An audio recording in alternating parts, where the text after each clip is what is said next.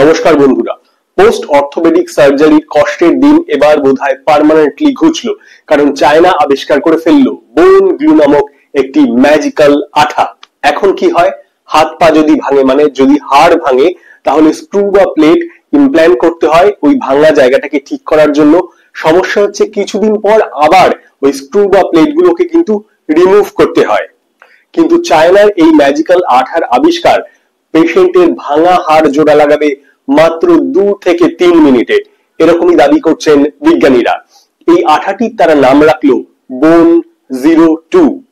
এই ম্যাজিক্যাল আঠাটি আবিষ্কার করেন স্যার রানরান শ হসপিটালের chief orthopaedic surgeon doctor Lin Jianfeng এবং তার টিম। তারা বলেন তারা ইন্সপায়ার্ড হয়েছেন সমুদ্রে থাকা অয়েস্টারকে দেখে, যারা নিজেদের দেহে এক ধরনের স্পেশাল বায়োগ্লু প্রডিউস করতে পারে, যার সাহায্যে তারা জলের নিচে যে কোনো পৃষ্ঠতলে অনায়াসেই আটকে থাকতে পারে। ডক্টর লিন আরো দাবি করেন এই আঠাটির বন্ডিং ফোর্স 400 পাউন্ড এবং হাড় ঠিক হয়ে যাওয়ার সঙ্গে সঙ্গে আঠাটি দেহের মধ্যে অটোমেটিক্যালি অ্যাবজর্ব হয়ে যায়।